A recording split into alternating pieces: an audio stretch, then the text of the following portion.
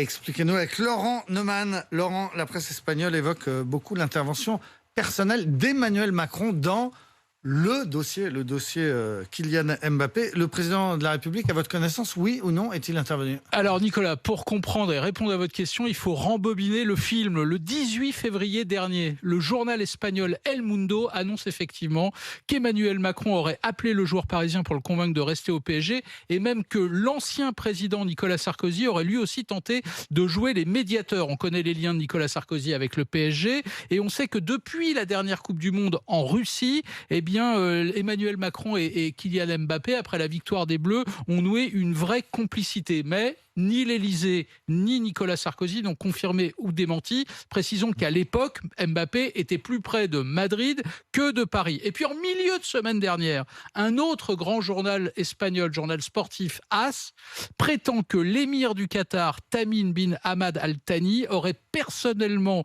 demandé à Sarkozy et à Macron de faire pression sur la star parisienne pour qu'il reste dans la capitale. Alors, la presse espagnole a un peu changé de bord. Elle sait que ça sent le roussi à ce moment-là de l'histoire et qu'il y a désormais plus de chances que Mbappé reste à Paris. Du coup, elle cherche des explications, voire même des justifications. Mais là encore, aucune confirmation de l'Élysée. Vous connaissez le proverbe, ceux qui parlent ne savent pas, ceux qui savent ne parlent pas. Alors hier, j'ai échangé avec Carl Olive, vous savez, le maire de Poissy, proche d'Emmanuel Macron et proche aussi de la famille d'Mbappé. Au passage, Poissy, c'est la ville qui va accueillir le futur centre d'entraînement flambant neuf du PSG. Et quand je lui ai posé la question, il a souri dans une forme de sous-entendu et m'a répondu « Toutes les bonnes volontés qui ont pu convaincre le joueur de rester ont été utiles. Comprenne qui pourra ». Ce que je peux vous dire, c'est que Carl Olive, la semaine dernière, en milieu de semaine, a publié un tweet pour dire Mbappé reste à Paris. Puis 2 heures après, il avait enlevé son tweet. Même son de cloche chez un poids lourd du gouvernement, figurez-vous, que j'ai interrogé aussi, François Bayrou. Et quand on lui dit un président doit-il faire ça, il répond oui, si c'est bon pour la France, un président doit faire ça. Et vous en dites quoi? Un président doit faire ça ou pas? Allez, je vais me mouiller. La réponse est oui. Oui, un président doit faire ça pour au moins 2 raisons. Mbappé, d'abord, c'est plus qu'un joueur de foot. C'est un symbole de la France à l'étranger. C'est un atout pour l'attractivité du pays, comme la Tour Eiffel, la mode, la gastronomie. Mais il y a une deuxième raison.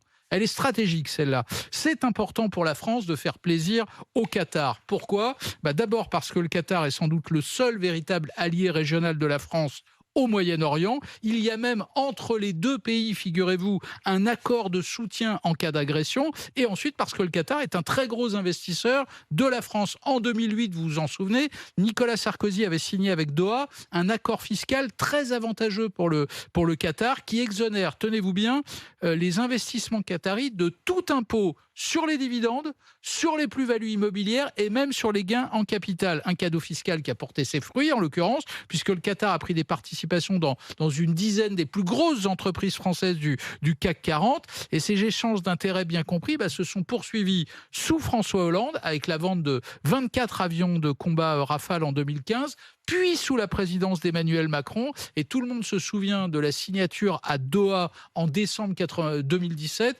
d'un contrat d'armement gigantesque, 11 milliards d'euros. Et puis, comme si ça suffisait pas, 50 Airbus, le métro de Doha.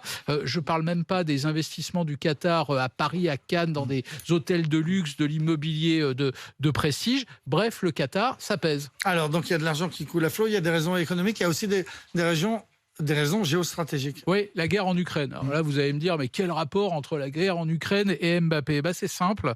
Tous les pays européens essaient de sortir de leur dépendance aux hydrocarbures russes, le gaz et le pétrole. Pour y parvenir, il faut donc trouver d'autres fournisseurs. Et c'est là que les deux sujets se rejoignent. Le Qatar est le 5e producteur de gaz naturel au monde, derrière la Russie, les États-Unis, le Canada et l'Iran. Dans ce contexte, vous l'aurez compris, il vaut mieux être en bon terme avec Doha. D'ailleurs, l'émir du Qatar a entamé il y a 3 jours un véritable tour d'Europe. Il était à Madrid et je peux vous dire que ce n'était pas pour parler de foot ou de Mbappé. Il est passé par Berlin, par Londres, il sera à Paris aujourd'hui, il sera même au Forum économique de Davos. Alors oui, le foot, c'est plus que du foot. Qu'Emmanuel Macron s'en mêle, c'est pas illogique. D'ailleurs, c'est pas la première fois qu'un leader politique intervient dans le transfert d'un joueur de foot. Alors là, je vais vous raconter une vieille histoire. Les moins de 20 ans ne peuvent pas connaître. 1975, le roi Pelé achève sa carrière au FC Santos au Brésil. Il a 34 ans. Le Cosmos de New York veut absolument le faire venir.